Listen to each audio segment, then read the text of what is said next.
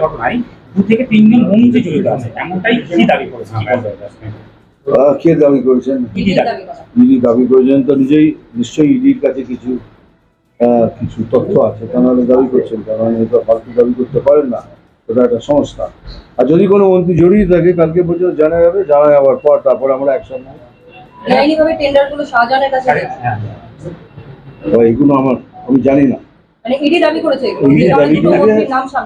তার মানে ইডি যখন দাবি করেছে তার মানে ডেফিনেটলি ওদের কাছে কিছু আছে। Will wait for it till then. ED যদি বলে থাকে ED must come out with full things. কিন্তু কি হচ্ছে কি, ইডি অর্ধেক কথা বলছে, তারপরে ওদেরকে বিজেপি করাচ্ছে। বিজেপি করতে হবে, BJP is not the head of the ED. ED একটা নিজস্ব সংস্থা, সিবিআই একটা নিজস্ব সংস্থা। সেখানে কেউ কি বিজেপি বলুন, কোনো পার্টি বলুন, কারোর কোনো ক্ষমতা চলে না। আপনার রোড শো চলাকালীন আপনার ট্রাকে চিরকুটে করে একটা অভিযোগ দেওয়া হলো 2017 গ্রুপ ডি পদে চাকরির জন্য আবেদন করেও ইন্টারভিউ পাস করে চাকরি পায়নি, বিজেপি করায় হাজতে যেতে হয়েছে। নাম পরিচয় দিয়ে, ফোন নাম্বার দিয়ে আপনার ট্রাকে আজকে চিরকুট এসেছে। ওকে, আমি চিরকুটটা দেখি, যেটা আমি পরে পড়ে আপনাদের জানাবো, মিটিং হবে। হ্যাঁ, দেখুন,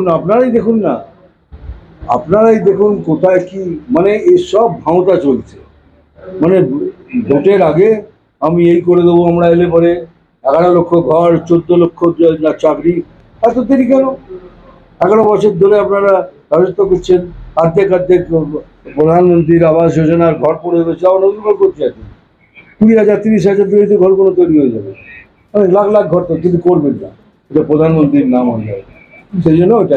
তাহলে ওটাও হবে না, খালি প্রতিশ্রুতি কি বলে, ভোটের প্রতিশ্রুতি। যেই ভোট শেষ, আর যদি ওনারা ভোটে আবার জিতে আসেন, বা হয়ে গেল খেলা। আরো 5 বছর চলুন লোকরান।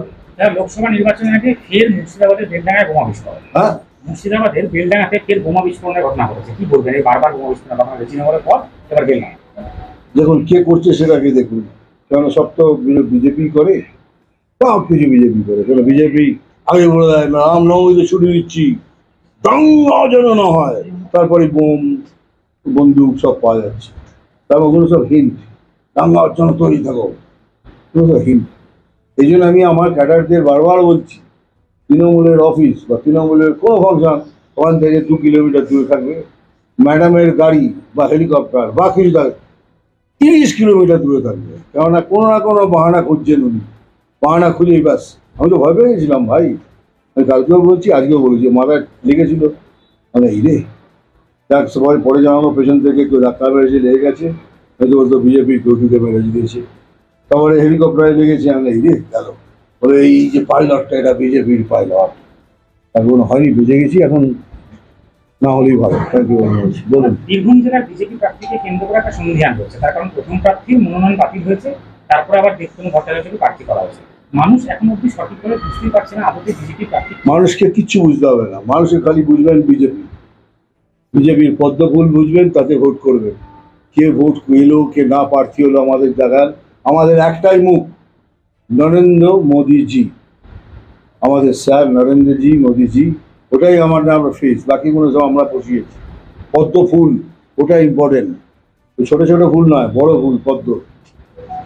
আগামী নির্বাচনে যে নির্বাচন আসতে চলেছে, বীরভূম জেলায় কি বিজেপি আদৌ দাঁড় করাতে পারবে? কি মনে করেন? বীরভূমে কি বিজেপি দাঁড় করাতে পারবে? কারণ পরপর তৃণমূলই জয়। দেখুন, এইগুলো আমি বলতে পারবো, কেন বারবার তৃণমূল জিতেছে, কিভাবে জিতেছে সেটা আপনারাই জানেন। এর আগে যিনি ছিলেন উনি তো ওপেনলি বলতেন কিভাবে ভোট করতে হবে। এইসব বলে আমাকে প্রশ্ন করতে লাভ নেই। আমি বলবো কি, এইবার চান্স আছে ডেফিনেটলি। রামলালা আমি চমৎকার দিখায়গা। শিলিগুড়ি প্রার্থী চেঞ্জ হওয়ার পর অনেক বিজেপি কর্মী নিরাশ হয়ে গেছে। কি বলছেন? প্রার্থী চেঞ্জ হওয়ার পর বিজেপি কেন নিরাশ হয়েছেন কেন? এটা আপনি বলছেন। কে বিজেপি যে প্রার্থী, উনি কি ওনা ওই যে ছিলেন তার হয়ে কাজ করছিলেন না বিজেপির হয়ে কাজ করছিলেন? বলুন সেটা আগে। কর্মীরাই জানেন। তাহলে কেন বলছেন যে তারা নিরাশ হয়েছেন? তারা তো বিজেপির জন্য কাজ করছে, কোনো প্রার্থীর জন্য নয়। আমরা প্রার্থী কেন্দ্রিক পার্টি নই, আমরা পার্টি কেন্দ্রিক। আমাদের পার্টি যা বলবে সেটা লাস্ট, তারপরে ক্যান্ডিডেট। আমাদের প্রথমে আমরা দেশ, তারপরে পার্টি, তারপরে প্রার্থী। ভোট পরবর্তী হিংসা শুরু হয়ে গেছে শিলিগুড়িতে। ভোট পরবর্তী হিংসা শুরু হয়ে গেছে শিলিগুড়িতে, সেখানে বিজেপি বুথ কর্মীকে মারধর করা হচ্ছে। এই যে ভোট পরবর্তী হিংসা শুরু হয়ে গেছে, এটা কিভাবে ঠেকানো যাবে? অনলি থিং যে আমাদের রিসোর্সেস বাড়াতে হবে। আর আমাদের সেন্ট্রাল পার্টি বলেন কি আমরা সংবিধান হয়ে জিতবো, সন্ত্রাস করে নয়। যার ফলে আমরা মার খাচ্ছি। একবার ছাড়ুন না, একবার খালি রিকোয়েস্ট করছি যে পুলিশ কমিশনার আর ডিজিকে, আমরা দুজনকে রিকোয়েস্ট করছি, আপনারা কারো দলে যাবেন না, বিজেপির দলেও আসবেন না, আর তুমুকও হবেন না। আপনারা নিরপেক্ষ হয়ে সব কাজ দেখুন। ওরা করছে বলে একটা ফালতু কেস দিয়ে ঢোকাবেন না, নিরপেক্ষ। তারপরে 7 দিন দিন, মিঠুনদা, তারপরে যদি খেলা শেষ না হয়ে যায়, না তুলে করে দেবেন। মিঠুনদা, বীরভূম নিয়ে দুটো প্রশ্ন। এক হচ্ছে, এখানে যিনি তৃণমূলের প্রার্থী, যিনি সাংসদ, আপনার দীর্ঘদিন কলিগ ছিলেন। পার্সোনালি কথা বলে ফেলেন, সাংসদ অব্দি ঠিক আছে। আচ্ছা, সেক্ষেত্রে বীরভূমে আপনি আসছেন, কোনো কথা হয়েছে তার সঙ্গে? কেন হবে আপনার দীর্ঘদিনের কলিগ? না, অনেকদিন কথা। আর একটা পোস্টার বীরভূম জুড়ে দেখা যাচ্ছে, বিহার থেকে খেলা হবে। এই যে বীরভূমের নেতা, আপনি তো যার কথা উল্লেখ করলেন, অনুব্রত মণ্ডল, বিহারে রয়েছেন। তাহলে আপনি বুঝুন, তাহলে আপনারাই বুঝুন। আপনারা আমাকে প্রশ্ন করছেন এটা জেল থেকে খেলা হবে, মানে কত বড় বিস্তার। এগুলো কি পজিটিভ না? তো জেল থেকে যদি আপনি মানে এখানকার কি বলে ভোট করান, এগুলো কি পজিটিভ একটা ডেমোক্রেসিতে? হ্যাঁ না? তা বুঝে দেখুন, এত নেগেটিভ জেলা দেওয়ার থেকে উনি খেলবেন। ওইটাই আমাদের ফ্রাস্ট্রেশন। আমাদের মানে কেন্দ্রীয় নেতৃত্ব বোঝেন না এটা। একবার আমাদের হাতের শেকলটা খুলে দিন না, একবার। আমাদের গাছের একটা আম ফেললে পরে আমরা 4টে আম ফেলবো। মানে শতাব্দীর আগে প্রার্থী শতাব্দীর আগে প্রকাশ্যে মানুষকে ইডিয়েট বলতে শোনা গেছে। হ্যাঁ, প্রকাশ্যে মানুষকে ইডিয়েট বলতে শোনা গেছে। প্রশ্ন করাই শতাব্দীর আগে একজন সাধারণ মানুষকে ইডিয়েট বলে কথা, মানে সরাসরি ইডিয়েট বলে। আমি পার্সোনাল বলছি, আপনি কখনো দিদিকে কোনো কথা বলেননি, কিন্তু মঞ্চে দিদি মমতা বন্দ্যোপাধ্যায় আপনাকে গদ্দার বলে বিভিন্ন জায়গা বলছে। এবার কালকে আমি বলে দিচ্ছি, আমিও তো কারোর সন্তান। আপনি ওপেনলি একজনকে গদ্দার বলছেন। আমি তো কারোর বাবা, আমার 4টে ছেলে মেয়ে আছে, আমি কারোর হাজব্যান্ড, আমি কারোর ছেলে, আমার বাবা মা মারা গেছেন, কি আমি তো কারোর সন্তান? আপনি তাকে গালাগাল দিচ্ছেন। আমার ব্যাস, এনাফ ইজ এনাফ। এবার আপনার আমায় গালাগাল দিলে আপনাকে আমি গালাগাল দেবো। আপনি মেয়ে বলে ছাড় পাবেন না, কেন রামায়ণে যখন সীতা মা আছে, সুপর্ণাকাও আছে, তো উইল হিট। ওই জন্য আমি বলেছি, আমি যদি গদ্দার হই তাহলে আপনি গদ্দারি বলুন। নেক্সট।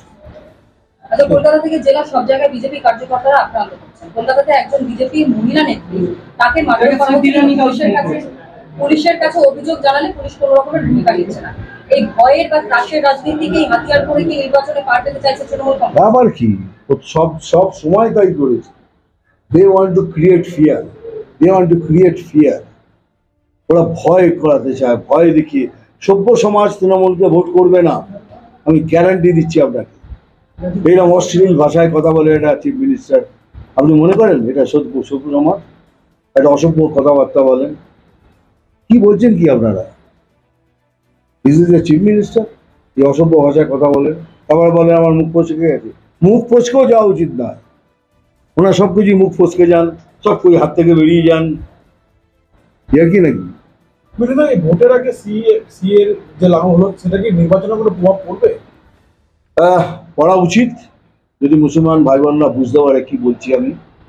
ঢাহা মিথ্যে। সিএ নাগরিকত্ব কেড়ে নেওয়ার আইন নয়, নাগরিকত্ব দেওয়ার আইন।